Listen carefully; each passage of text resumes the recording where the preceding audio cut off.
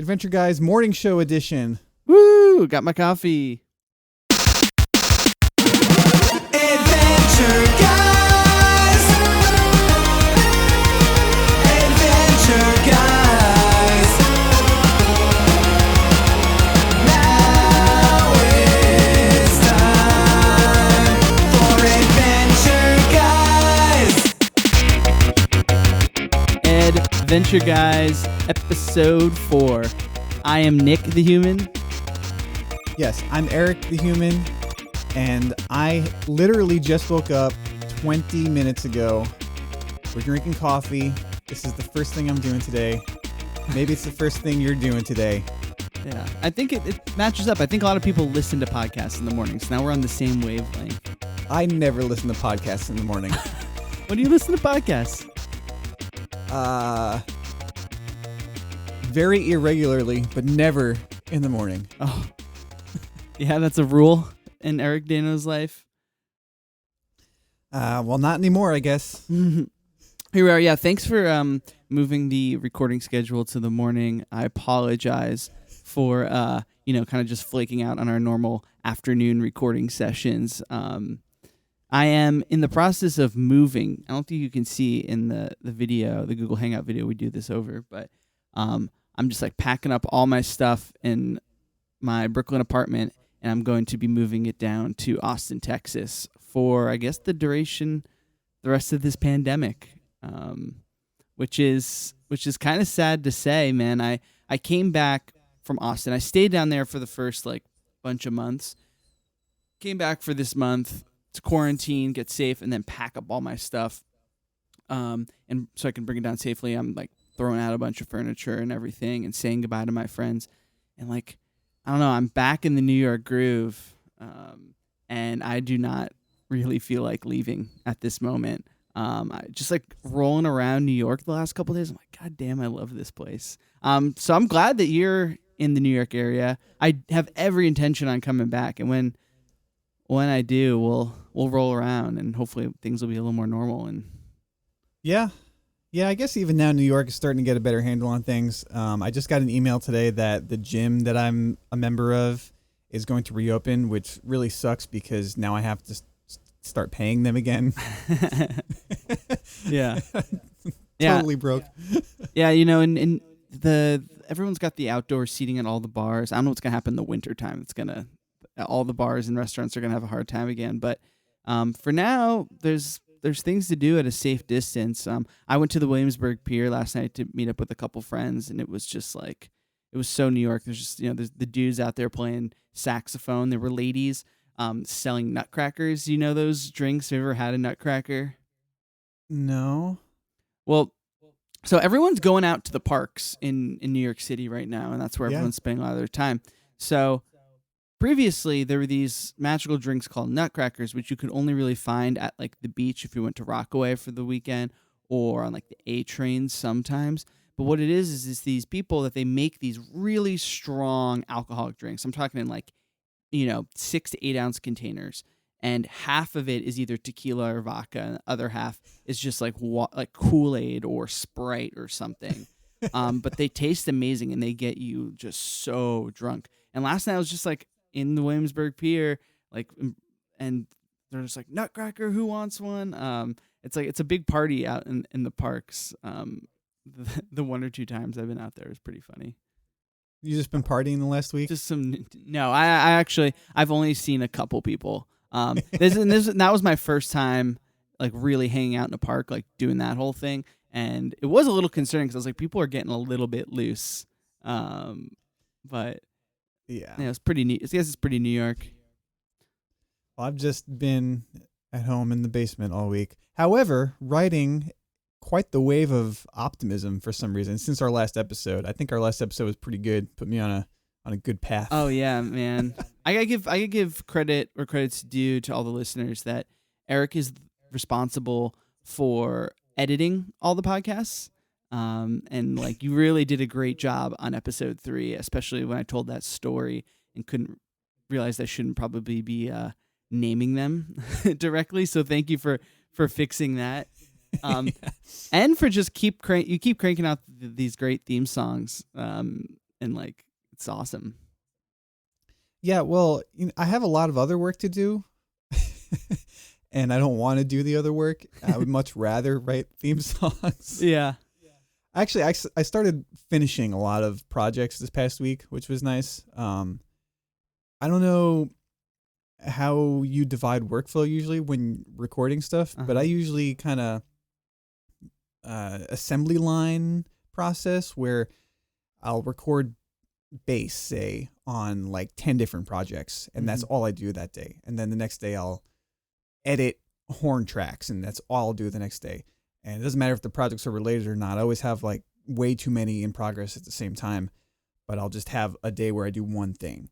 And I had enough of those days over the past couple months where I finally started finishing projects. And I counted, I think it was like 36 projects that were in progress. God. And I started finishing like one a day for like 4 days in a row. And then I got 2 done the next day. And like that number just kept going down and down and down. And I started sort of promising rewards to myself for when I actually finish. Yeah. What's the reward that you got this week for finishing some of those projects? And some of these projects we should mention. So you're recording songs, so it's nice. There's like a definite endpoint for when this project is finished. Or like I finished this song, this mix. Basically, I'm just finishing a bunch of holophonics cover songs that we don't really care about, but but got overcommitted to producing over the last couple of years, and I've just been on my to-do. Some of these songs, 2.5 years, been on my to-do list, just taunting me. It's been the worst procrastination ever, and totally not worth the time and money and none of that. But they're finally being finished, and as soon as they're all completely done, what I told myself I'm going to do is start a rewatch of Steven Universe. All right. Well, dude, that's going to give you some optimism. That's going to feel good to get those like long gesturing things just off your back. Yeah. I was actually very psyched to start rewarding myself that I started playing Pokemon a couple days ago. I was just like, you know what? I know it's still a couple weeks out from being totally finished, but I'm going to take a day off and I'm going to play Pokemon. And I played Fire Red, which I had never played. I'd only ever played the original blue version. Yeah. And so it's like an updated version of the original generation. Oh, cool. And I spent 8 hours playing Pokemon that's some the other real... day. I've never done that before. Wow. And then I was all ready to do our podcast yesterday. And you were like, hey, can we reschedule for tomorrow morning? I was like, all right, I guess I'll play Pokemon. And I played Pokemon for another 4 hours. Oh, wow. That's good. I like this reward structure thing. It sounds like it's working for you. So keep it going. Yeah. You know, my reward is related to Pokemon. My big reward is Poke. Okay. It's almost Poke. the same thing. Yeah, almost the same thing. God damn, I love Poke. You know what's actually funny is my brother's friend, he didn't know what Poke was, and they there's a restaurant in Austin called Poke Bowl, and he saw it. He was like, Poke Bowl? Is that like a play on Pokeball? Because all he knew was Pokemon. And they're like, no, it's Poke. He's like, and he still didn't get it. They had to explain to him like what Poke was. I love Poke. I just started eating fish like a year and a half ago after not for, 8 years. So I am just totally in and just like, so stimulated by the fish. I love it. But that's great, dude. I should try the assembly line when it comes to recording. I have a habit of like tackling a song at a time and doing each part. But it seems smart because then you can like really get in the groove of recording guitar and like get over that initial hump of like the feel and like playing in time again. And then once you get in that groove, you can just start like knocking things out, I imagine. Yeah, I mean, I guess that's how bands usually work when they're recording albums. Like one guy does one job and he just does all of his job in the same session across like 10 or 12 songs. Yeah. But, when I produce projects, I'm usually doing like everything. Like, especially when I do jingles and that kind of stuff too. It's like I'm playing all the instruments and I have to mix and edit and so some days I'll just do like mixing days. Like I'll finish all my editing and then I'll just take like 2 or 3 projects and I'll just like do fine tuning at the mixing stage, which like my ears have to be ready for. Yeah, it's a different part of your brain too, I think, because you're not like you don't want to be so micro on like every single performance and everything. Like you want to get that done so you're good, and then you can like kind of zoom out a little bit and see, okay, how's it all working together? Yeah.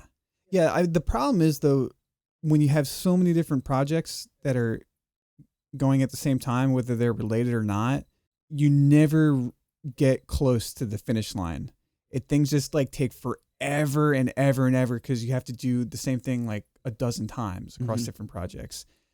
But do you ever see I think it's called the snowball method? No. For eliminating debt. No. I'm gonna this is a problem that I have that's very present in my life. So I think the way it works is I've used it to varying success with my actual financial problems. But if you have like a lot of credit cards, I think you're supposed to focus on the one that you're closest to paying off first. It doesn't matter what the interest rates are. Technically, you should pay off whatever has the highest interest rate, but that may or may not be the one with the lowest balance. So you have 5 credit cards of varying balances and varying interest rates. Just pay off the as much as you can on the one with the lowest balance first, and just minimum payments on everything else. And then eventually that first one goes away, and then you sort of move the same practice to the second lowest balance card. And eventually, once you start rolling, they eliminate really quickly. So if you have 10 credit cards, which is not that exaggerated when it comes to my personal situation, getting the first one is the hardest. And then 2 is a little bit easier. But then, theoretically getting to 7, 8, 9, those credit cards would go in quick succession. So I think I hit I got over the hump for these recording projects. And now that things are finishing, it's going a lot quicker. You're snowballing. Yeah. Nice. That's good, dude. I'm glad that you're feeling good. I'm pretty jazzed about this podcast. I'm excited, This is the first episode post launch that we're going to be putting out too. So hey, this has been some good preamble, but why don't we start talking time? Why don't we discuss the episode? Yes, let's discuss the episode. Episode discussion. Talking time. All right, we got season 6, episode 13, episode 169 overall. Nice. And thanks for the Crabapples, Giuseppe. Yeah. And this is another, we're diving in deep here, midway or early season 6, and I was immediately like, there's a lot of backstory that I'm sort of missing out on, because Ice King is very different in this episode than when we first meet him. Yeah, so this was the first time we used the random episode generator, and this episode was about as random as it could have gotten, I think. Yeah. It was good because it was an Ice King episode, and we hadn't done anything focusing on Ice King yet, but Ice King's arc is extremely wide, and we're seeing him at a much different point than where he was in previous episodes that we watched, for sure. He has friends now. He's got friends. He's got this whole like league of loser wizards is what it seems like, right? Yeah. It was... Are they losers? Because I don't know. This is after the point where like I know kind of what's happening, but the context I had just by watching the episode, I don't really know what was happening, was that like he had this whole group of other wizards that, they feel like they get called loser later in the episode. They say that Finn and Jake are kind of out of their league, but they're going on this adventure and there is like a friendship. Although when Ice King gets on the bus, he doesn't really know all their names. So I was sort of like, are these like new friends to Ice King? Is this like a new world he's entering? Can you shed any light on that? So there is like a pretty developed society of wizards in this world, and they have their own wizard city, whatever it's called. Which we see at the end of the episode. Yeah, and like they do tournaments, and wizarding is like a big deal in the land of Ooh, I guess. And Ice King is technically a wizard, but none of the wizards like him. And he has a pretty abrasive personality. Sure. And so he doesn't have any friends. He's always trying to get friends. And then over the course of the show, there's a few other wizards that are introduced that are sort of outcasts. Like they're bullied by the cool wizards a little bit, I guess, and they sort of become friends just de facto, I guess, with Ice King because he's also that way. Abracadaniel he makes a lot of appearances. He's kind of a funny character. Steve Little voices him. Oh, nice. The life-giving Magus. That's who voices him? It's the guy that does Shake from Aqua Teen Hunger Force. Oh, yeah. They show up in some other episodes, and they're kind of acquaintances, I guess. I forget where Ron James comes from, but that's Duncan Trussell. Yeah, I know. I was so excited when I just heard his voice because you hear that voice and you're like, that could be nobody else. Yeah. And then they like made him sort of Duncan Trussell-y, where like he had this potion that he got from a yogi, and like just the way he was talking, I was like, they wrote this for him. Yeah, he's got that one little shot with his eye twinklies. Oh yeah, it's really cute. Well, he kind of takes on this like leadership role in explaining the journey, welcoming him aboard, getting the water nymphs onto the bus, and then explaining what, like, here's where we're going and everything. But then he kind of backs off and is no longer the leader. They don't really have a leader. It's sort of just like a band of misfits. Yeah. It was a road trip episode. Yeah, road trip. We were talking about doing a road trip episode soon, but here we are. we got one. So yeah, I mean, I guess just a little quick recap of the episode. If you haven't seen this one, or even if you have, it's probably good to just give a little synopsis. Is that the Ice King boards a bus with all these other wizards. They pick up a few more. In the back of the bus is a dirty old man, they refer to him, and they just picked up, and he hasn't spoken, and his name was... So Ice King names him Giuseppe. And then they go on their way. They pick up some water nymphs outside of Finn and Jake's place. Finn and Jake are ready to come aboard this adventure, but are left behind. The bus immediately breaks down.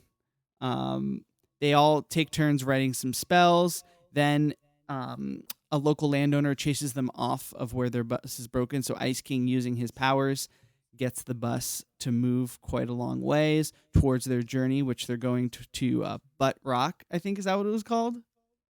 Yeah, I think it's a stand-in for like going to trip on shrooms in the desert. Yeah, that makes a lot of sense. And so then they're going to go there. They lose Giuseppe on the way as he is trying to get them some Crabapples. And then they stop for a while. The Ice King gets a lot of their spells, puts them into a cauldron. Everyone falls asleep. They wake up in a river, are about to die, and then Giuseppe saves them. And that's the episode. Giuseppe's such an enigma. Yeah. And I kind of wanted to talk about Giuseppe just to talk about the whole episode because you kind of need to like lay the groundwork to talk about him. But he is an enigma and really interesting character. Yeah, I didn't, that's really funny. I was so high on the symbolism the first couple episodes. I didn't even think about, this is like a stand-in for a bunch of these guys to go trip on psychedelics in the desert. That's what that's what this type of trip will be. Oh man, that makes so much sense, Eric. They're like, that's what this type of trip is going to be. We're going to like see what happens. And when have things to go pick up the girls before they leave. Yeah. And the water nymphs are weird. I think they have an episode that's centered around them that is super trippy. Oh, I can't wait to see that. So I guess it makes sense that they try to get them on this journey because it's supposed to be a trippy journey, although it never really winds up being that, and they do bail. Yeah. Well, it's funny. it is sort of like a trip. I was trying to figure out why. So they all take turns writing these spells. They're thinking they're going to go to this rock and come up with a new type of magic, like a new way of thinking that no one has ever thought of before. And on the way there, they write all their spells, and then Ice King kind of puts them into a cauldron, which then knocks them all out, which could be kind of like them. That's when they took the drugs, and then they wake up in a dark place.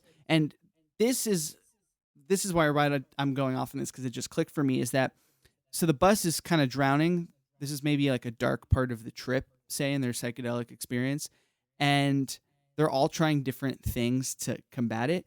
And Abracadaniel says something. I wrote it down. He says something like, maybe if we surrender to the events, the answers will reveal themselves. Yeah. Which is like a perfect like thing to tell somebody who's flipping out on a mushroom trip. And as soon as he says that, that's when Giuseppe comes and saves them. And then Giuseppe dissolves into the to the trees and everything. And Ice King's like, maybe he was trying to show us something new. But that was like, yeah, that's like a perfect like drug experience. Like, we have to surrender to what this is and just go along with the trip. Yeah. And then they really is the perfect episode for Duncan Trussell to be involved in. Yeah. But Giuseppe, so what is Giuseppe representing? Is he representing nature? That's kind of what I got, like the natural world or something. Yeah, I don't know. Like he kind of like represents the universe, like the oneness. I feel like that we're all a part of. Like even in his poetry, and at the end when he dissolves, he's like that thing that binds us all together, like the unifying human experience stuff. You know, the things that make us the same and not different. Now it sounds like I'm tripping, but trying to find the right words. I didn't quite understand his poetry. So I did watch the episode twice. Yeah, same. And on the second watch through, I rewound and went back to listen to the poem again. And I was like, what am I supposed to take away from this? I couldn't quite pinpoint it. Yeah, I don't know either. It was almost... I mean, he is an old man, right? And there's a lot of talk about daughters in the poem. It could have been like him... I don't know. I'd have to really reach to get some sort of meaning out of that. But could have been like an old man, like looking back on his life and thinking about his failings as a father and stuff, you know? I don't know. Yeah, I don't know. This character, it would be cool if he maybe showed up somewhere else in the series as like a little Easter egg, just him winking somewhere. But I don't know if he ever does. No. There's just little Giuseppe. It's heartbreaking, the shot of him throwing the crab apples out to the bus and just being left in the distance. I know. I was really sad about that, and I kind of was like, Ice King, why don't we stop the bus and go get Giuseppe? Why not just get him? And it felt kind of, I was like, it kind of felt selfish, because rather than save Giuseppe, he was like, throw us the crab apples. The bus was moving pretty slow also. Yeah. It was a comedic point, but it was still sad. It was. I was sad for him. Yeah. I don't know. What about Abracadaniel? What's his deal? You know, I don't really know what his magic is. I guess he shoots rainbows, but he's not very good at it. Yeah. Steve Little, that actor, is the perfect guy to play Abracadaniel. I only know him from Eastbound and Down. He's that character. Yeah. Yeah. Now, he also does Peppermint Butler's voice. Oh, interesting. It's like warped, like they do some sort of format change on it for Peppermint Butler. But Peppermint Butler is one of my favorite smaller characters in this show. I don't think we've seen him yet, but Abracadaniel is definitely more of the Steve Little archetype. Yeah. Oh yeah, totally. Like kind of a tag along character, you know? Yeah. Like he wants the approval he needs. He's like the younger brother, sort of a vibe, you know? Yeah. I think Finn and Jake are friends with him. Yeah, they when they pulled up, Finn and Jake are like, "Oh, look, it's Abracadabra with a bunch of lame wizards." Yeah, I love how posy Finn and Jake are this episode. Like they're calling them lame, and yet they're still super down to have a good time with them. Yeah. I also just like that in this world, it's like everyone's going on some sort of adventure quest thing, and if someone comes along and is like, "Hey, I'm doing this thing," people are just like, "Okay."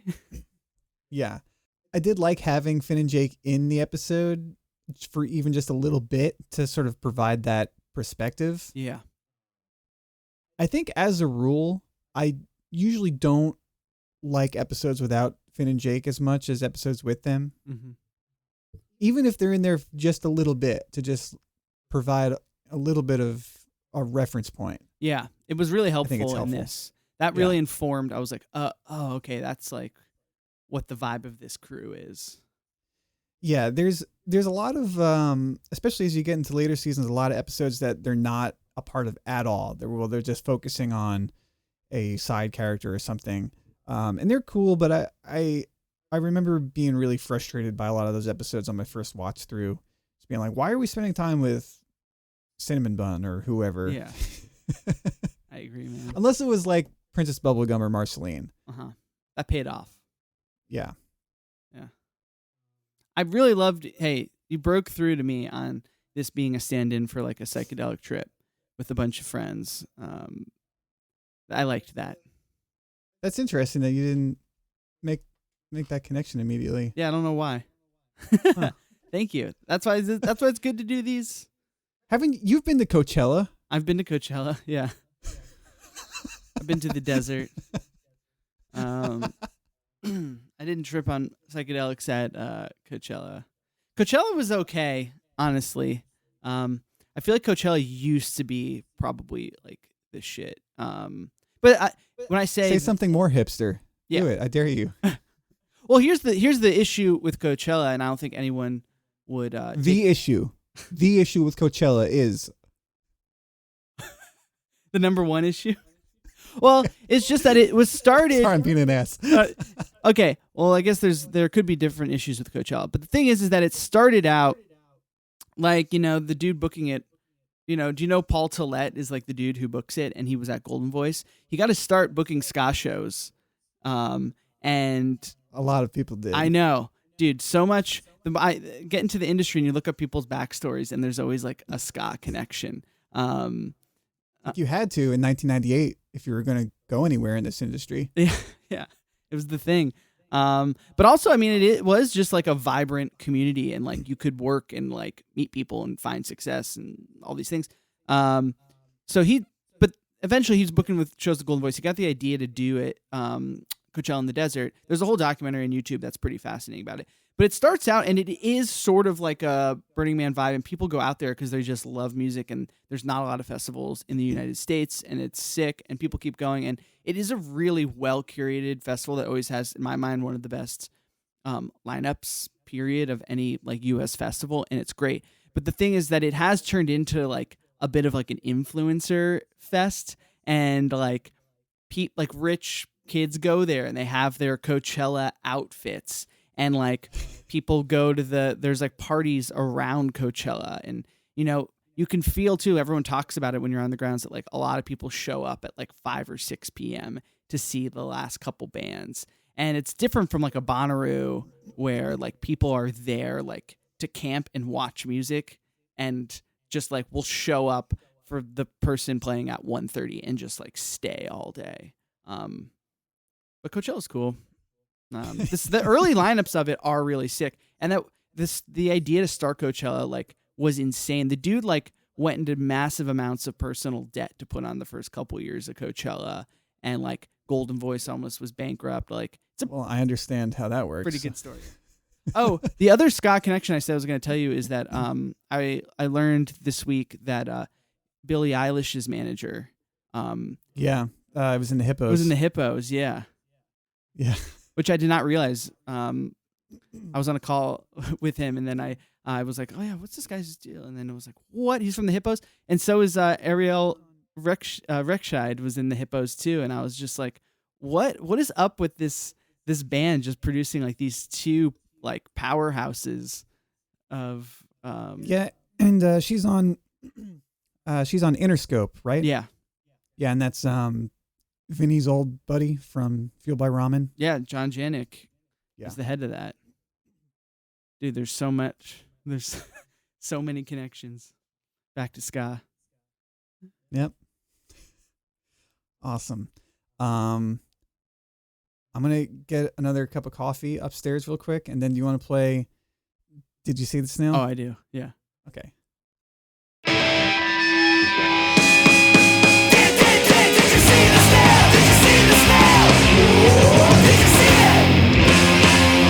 Nick, did you see the snail?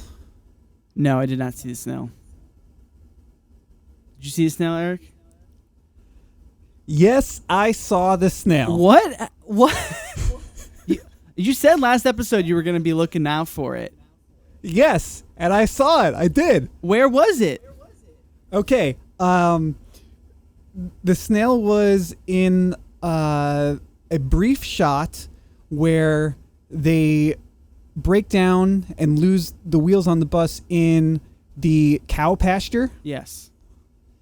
and the guy with the shotgun is coming out to tell them to go away, and under one of the cows in the lower right-hand corner there's the snail.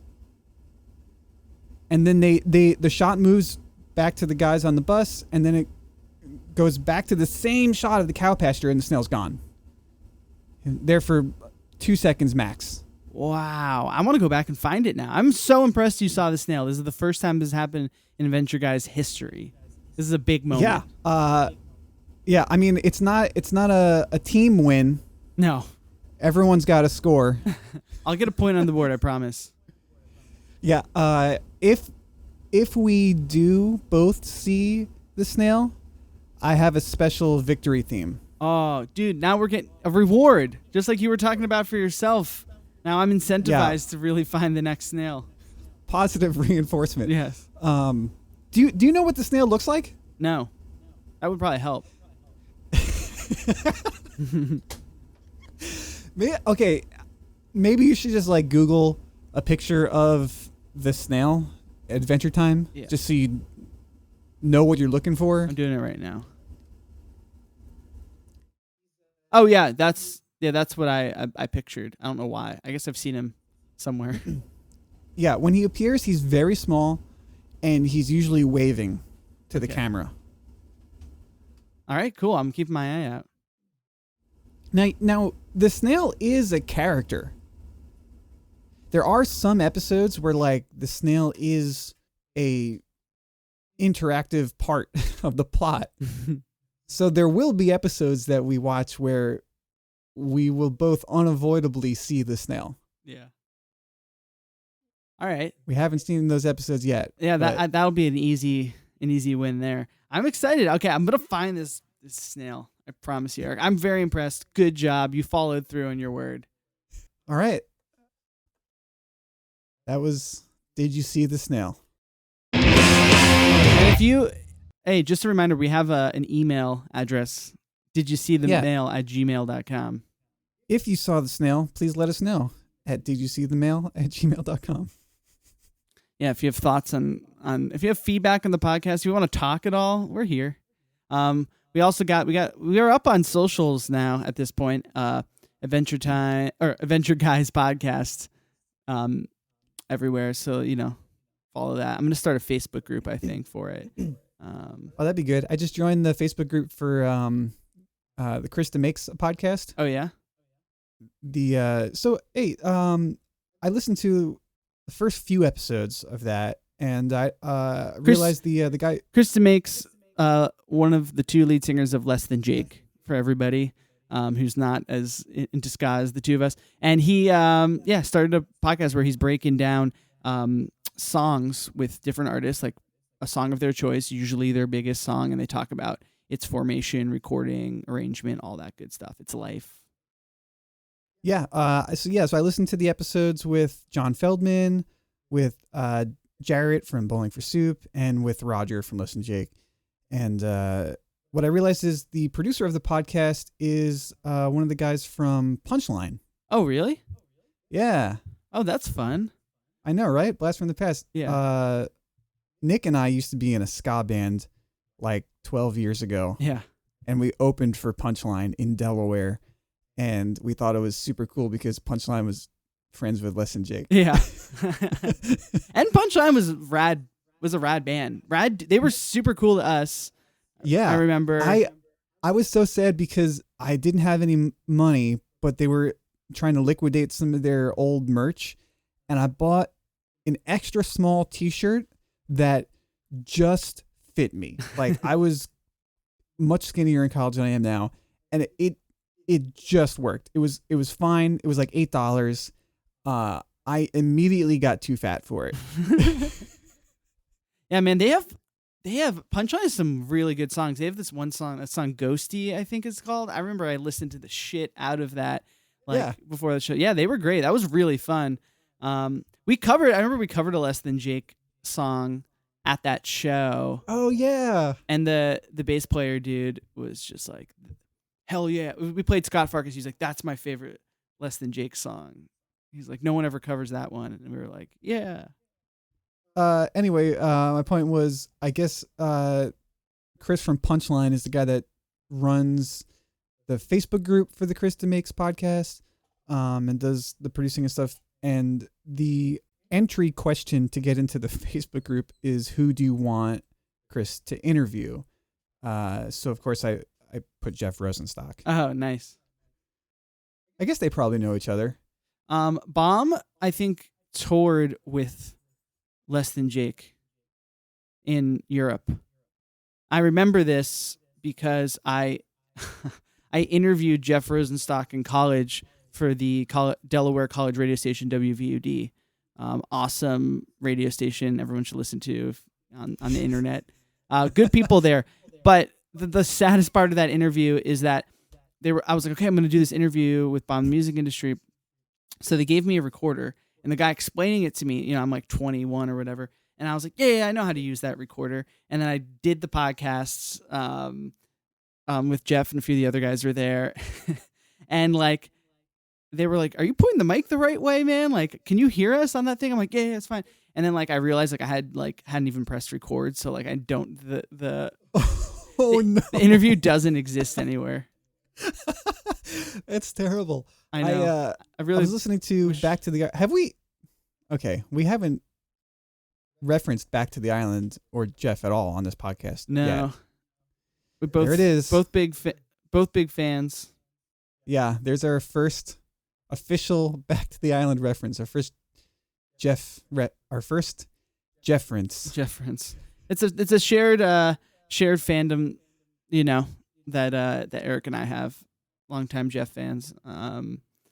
Yeah, I was listening to an episode. It was maybe a few weeks ago. I was listening to an older episode, and Jeff was talking about a time he had to do an interview with some guy after a show, and it was already like not a good situation to do an interview, and the guy like didn't record it, and it was just like a 25-minute interview that was totally lost. And then they just kind of had an awkward moment, and Jeff was like, yeah, I guess we can't do it again. Sorry. Yeah. Don't worry, that wasn't me. I interviewed him before the show, and I didn't realize it didn't get recorded until like a day later. Yeah. Never tell your interviewee. No, you gotta play that. You gotta play that off. I know from experience. I really wish it was a killer it was a killer interview. I mean, maybe I was just excited about it. I forgot that I even did it until we just started talking about that right now. I don't think I ever knew that you did. Yeah, we never talked about that. Yeah, that's weird. Yeah. Because, we were both Bomb fans in college. Yeah. Maybe I was like embarrassed at the time. I don't know. Had I already moved to Texas? You had moved to Texas because I booked Bomb the Music Industry to play at the University of Delaware. Oh, they did. That's right. Yeah. That's after I left. After you left. Yeah. It was my senior year of college. I had been trying to book them, and then it finally happened. It was the last show I booked. And it was like it was definitely the coolest show I booked. I booked a bunch of shows in college. And some people were nicer. You know, looking back on it, you know, I'm a 21-year-old college kid who has no idea what the hell I'm doing, and I'm booking like, you know, people in their late 20s or early 30s to like come play. And a lot of times it's just like the professionalism isn't there because there's nobody guiding me. You know what I mean? I'm doing my best. Yeah. But like I know what it's like to be mostly on the late 20s, early 30s side of playing college and dealing with unprofessional college kids. Yeah. Who always mean well. It's just like communicating is difficult sometimes. Yeah.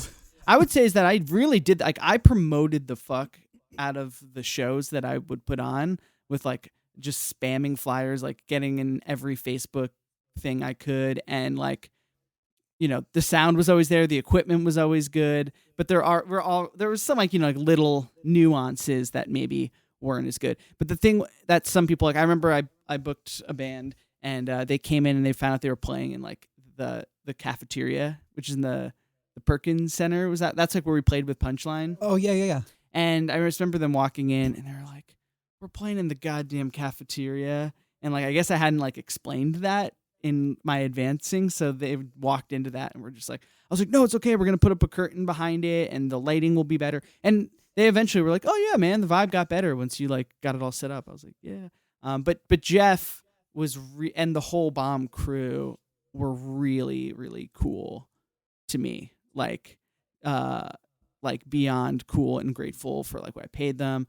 I told Jeff's wife or something that like I was going to college or I was graduating, and then the other dudes in there were like, hey, we heard you're graduating, man. Like, what's your plans? Where are you going next?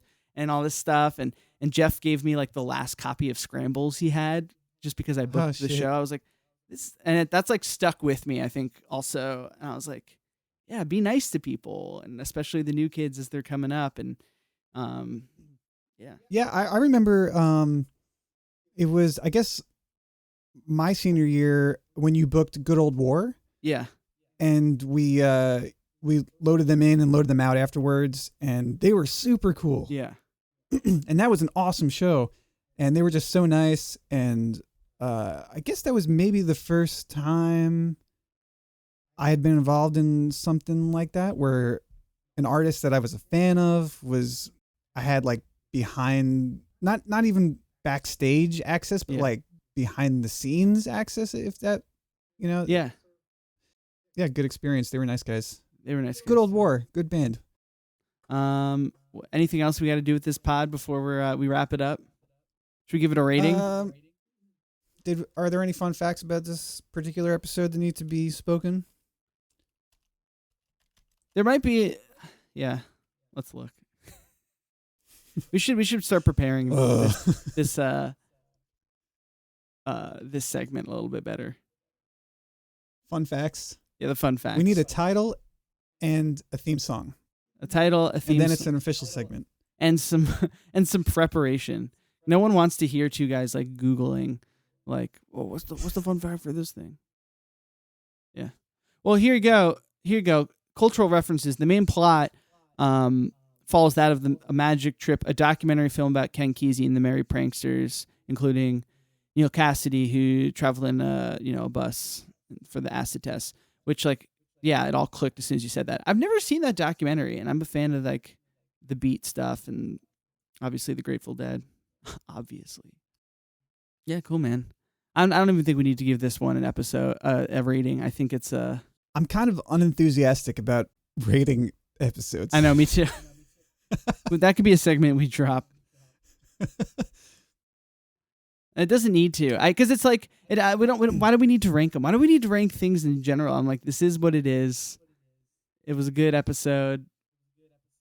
I love Adventure Time. Yeah, that's all that needs to be said. I love Adventure Time. It was a good episode. Yeah, it was fun to be it was fun to be thrown into a random episode. Should we pick the next episode? Sure. Let's generate next week's episode. What are we gonna watch next week? What are we gonna watch? It's the episode generator. All right. we've got episode 118, which is season 5, episode 14, Simon and Marcy. You've kind of touched on this, right? This is going to be some Ice King Marceline backstory. Yeah, I think this is a good episode. Oh, hell yeah.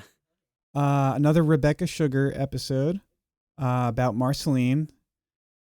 Yeah, I think this is going to be a good one, and we're going to have your friend as a guest. Yeah, we're going to coordinate the times, but I'm not going to say who it is in case it doesn't happen or whatever, so she's not on the hook. But I'm going to get a friend, fellow Adventure Time fan, in. So that'll be fun to have our first guest on the podcast. See how that goes.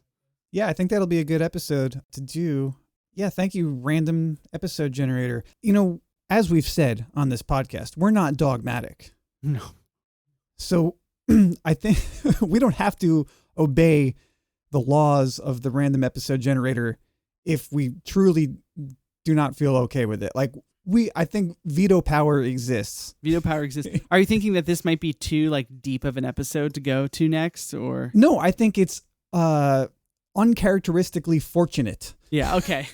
You're saying that it could lead us to more, thanks to the Crabapples, Giuseppe's, that maybe down the line we're gonna want. I mean, this one was a good episode, but there could be ones that were like, hey, let's spin it again.